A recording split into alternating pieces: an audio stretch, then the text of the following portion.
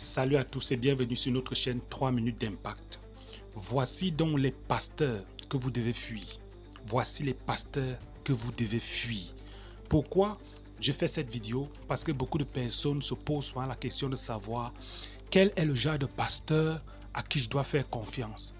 Je dois être avec quel genre de pasteur?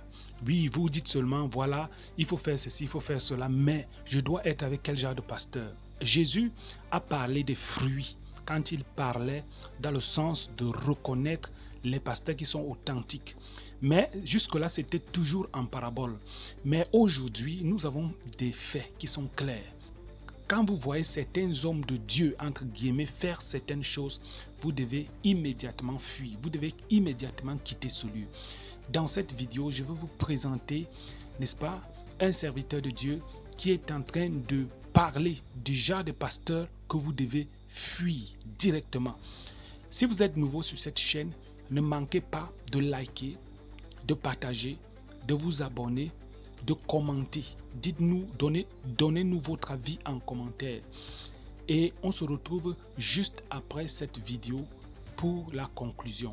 Que Dieu vous bénisse abondamment dans le nom puissant de Jésus-Christ. Amen. Maintenant, regardons la vidéo attentivement. Et 6 pasteurs dangereux. Donc, il ne faut vraiment pas s'approcher de ces gens parce que vous risquez gros. Les pasteurs qui veulent plaire aux hommes qu'à Dieu. Paul dira, si je plaisais aux hommes, je ne serais plus serviteur de Christ. Qui préfèrent avoir l'approbation des hommes plutôt que l'approbation de Dieu. Ce sont des pasteurs très dangereux parce qu'ils vont vous donner ce dont vous avez, ils vont vous donner ce que vous voulez et non ce dont vous avez besoin. Encourager. On est des pasteurs qui préfèrent prendre l'argent des prostituées et sans leur dire la vérité. C'est des pasteurs dangereux. C'est l'image de pasteurs qui sont devenus aveugles, qui ne voient plus le mal, mais qui ne voient que voilà, leurs gains, leurs intérêts.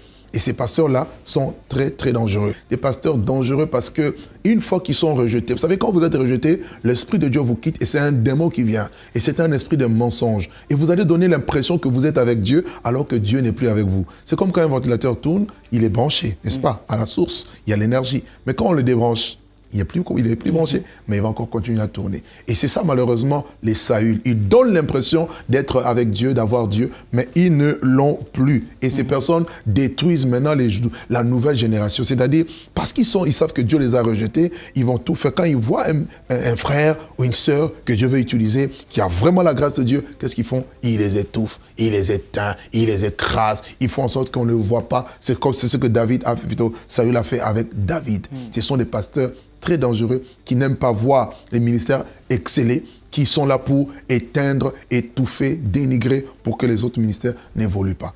Vous avez vu un peu? Donc ça, c'est la première catégorie que je peux déjà énumérer. Et ces pasteurs sont nombreux, hein? Aussi bien les femmes que les hommes. Hein? Parce que quand on parle de pasteurs, ne prenez pas seulement les hommes, hein? C'est aussi les femmes qui peuvent se retrouver dedans. Deuxième catégorie, je veux parler des Balaam. Balaam, vous savez, dans Nombre 22, 23 et 24, le mot Balaam, vous avez dit déjà celui qui dévore. Regardez déjà la signification de son nom. Ce sont des dévoreurs. Tout ce qui les intéresse, c'est votre chair. Et dans Ézéchiel, chapitre 34, on nous parle des pasteurs qui se pèsent eux-mêmes, qui transforment les brebis en marchandises. C'est-à-dire pour eux, quand une âme qui vient à l'église, c'est une marchandise de plus. Donc, une offrande de plus, voilà, une bénédiction de plus, mais ils ne voient pas votre vie qui doit être transformée. Et c'était le cas de Balaam. Balaam, on l'a sollicité, on lui a présenté des présents, on lui a donné beaucoup d'honneur pour qu'il maudisse les enfants d'Israël.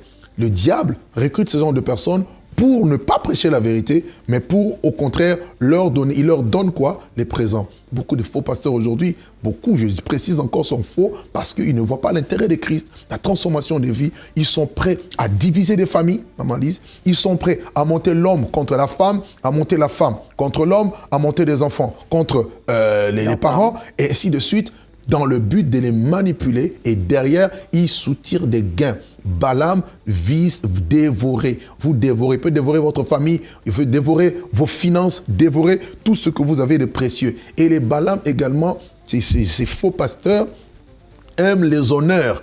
la Bible dit qu'il faut honorer les hommes de Dieu, les femmes de Dieu. Hein? Et il faut honorer ceux qui servent à la prédication. Mais ils ont transformé l'honneur en idolâtrie, au point où ils peuvent exiger aux gens de s'agenouiller devant eux. C'est vrai que nous avons juste extrait quelques parties, mais c'est suffisant déjà pour t'amener à comprendre que tel pasteur est bon ou alors est mauvais. Actuellement, tu peux déjà savoir que ce pasteur est bien ou ce pasteur est mauvais. Merci d'avoir regardé cette vidéo. Merci pour l'abonnement. Merci pour les partages. Merci pour les likes. Merci pour les commentaires. Que Dieu te bénisse abondamment dans le nom de Jésus-Christ. On se dit ici à la prochaine pour une prochaine vidéo. Shalom.